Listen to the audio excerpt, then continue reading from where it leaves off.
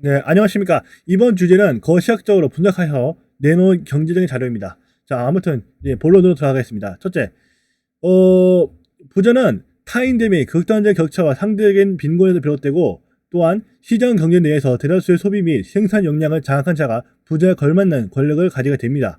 예, 그리고 기업, 노동자, 소비자가 현재와 과거가 상당히 다르다는 점을 우리가 알 수 있죠. 자, 그러면서 그 결제 시스템이 느리게 되면은 결국엔 물류업에서 일하면서 큰 착복을 벌이는 그런 부정부패가 발생할 수 있게 됩니다. 자, 그러면서 저축을 바탕한 경제 시스템에서 이 소비와 공급의 급격한 충격에 따른 거품이 불황이 발생하게 되면서 산업 생태계 발전을 위협하는 변수가 되어버립니다. 그래서 이러한 해결책이 바로 초록색으로 공간과 자원을 기존보다 크게 증폭시켜서 공급해서 해결했는데, 문제는 이 더 이상 확장할 수 없다면 어떻게 성장시켜야 되는지에 대해서 그게 큰 관점이 됩니다. 자, 그래서 저는 이게 전 세계적으로도 이 세계 경제 포럼에서 순환 경제를 정의시키고, 그러면서 해외의 소득주도 성장론이 2017년에 대한민국에도 들어오게 된 것은 그건 우리나라가 고질적으로 겪고 있었던 저축률 문제가 저는 심화되기 때문에 그리 되었다고 보고 있습니다.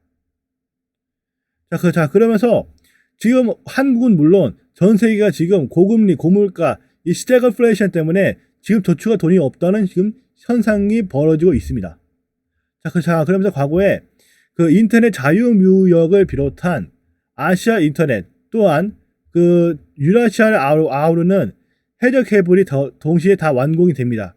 자, 그러면서 그 결제 시스템의 인터넷 통해서 빨라지게 되면서 특정 기업이 산업 생태를 장악하고 효율적인 독과점으로 단순해지는 그런 이 경제 시스템을 되어버렸죠.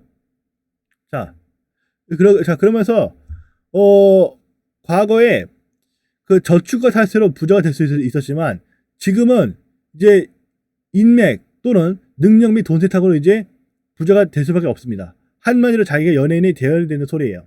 제가 왜 그렇게 보는 이유가, 우선 대한민국을 비롯해서 전 세계적으로도 지금 세무조사 기관들이 아주 정확하게, 그리고 협박적으로 탈세한 것을 잔인할 정도 다 가져가 버립니다.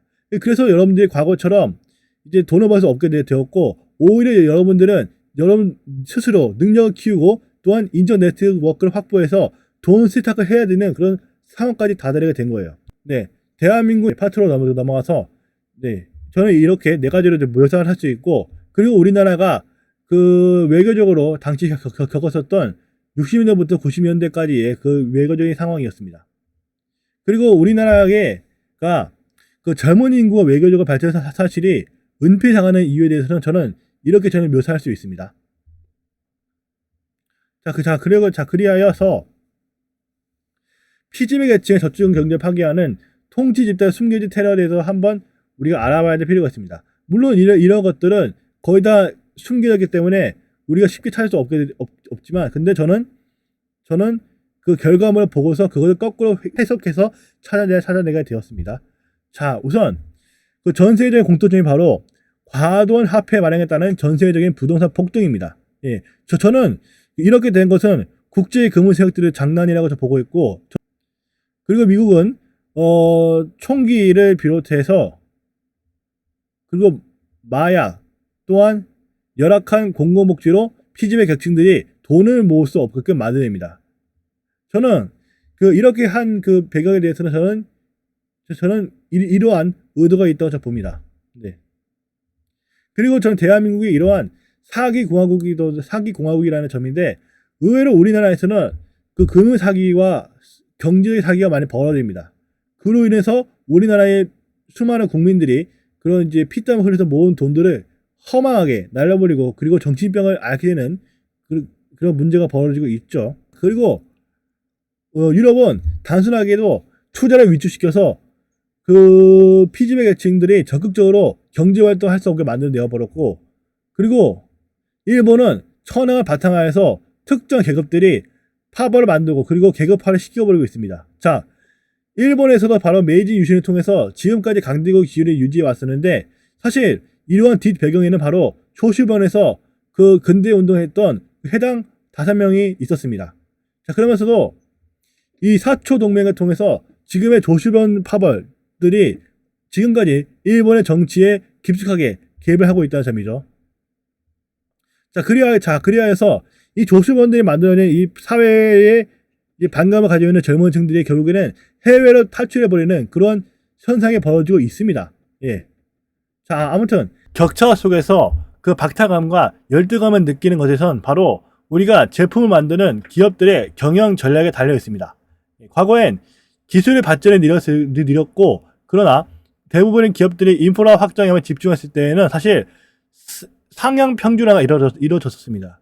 그래서 가난하게 살든 부유하게 사는 간에 바로 생활 수준은 다 비슷했는데, 하지만 이제 90년대 이후에 전 세계 인프라가 다 확장이 되면서 이제 세계화에 따른 무한 경쟁 시대로 들어서게 됩니다.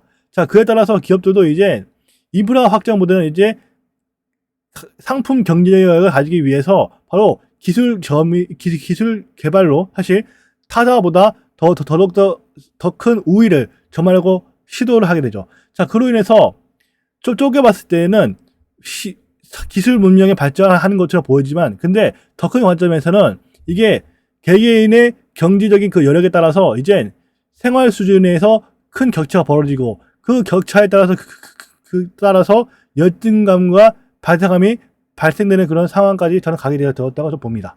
다시 인구 문제에 들어가서 지금 전 세계적으로도 그 인구 문제가 지금 공론화가 되고 있습니다. 저는 그리하여서 지금 대한민국을 비롯해서 우리나라도 지금 인구 감축이 지금 벌어지고 있긴 하죠. 저는 이러한 인구 감축과 그리고 저는 그 인구 문제가 비롯되는 점을 봤을 때는 바로 지구가 더 이상 이 인구를 감당하지 못하기 때문이고, 그리고 이러한 증가세를 꺾지 않게 된다면 결국엔 아까 말했던 공간과 자원의 부족 현상에 따른 그런 사회적 빈곤감과 그리고 시장 경제의 붕괴가 벌어질 수 있기 때문에, 따라서 저는 인구 감축을 하는 게 저 아닐까 싶습니다. 자, 그리고 마지막으로는 이것도 제 예측인데, 지금 일론 머스크가 트럼프 행정부의 정부 효율부를 맡게 되면서 그러면서 이 뇌를 통제하고 그리고 제어하는 뉴럴링크를 개발하고 있습니다. 근데 저는 이 뉴럴링크가 이제 지금까지도 꾸준히 개발되면서 서서히 양산화가 될 조짐이 보여지고 있는 것은, 저는 이거 어쩌면 궁극적으로 인구 감축을 위한 창의력 억제가 아니었을까 생각이 듭니다. 자, 아무튼 굉장히 좀 특이한 이제 컨텐츠를 했는데요. 아무튼 시청해 주셔서 감사합니다. 그리고 여러분의 후원이 저한테는 큰 도움이 될 수 있습니다.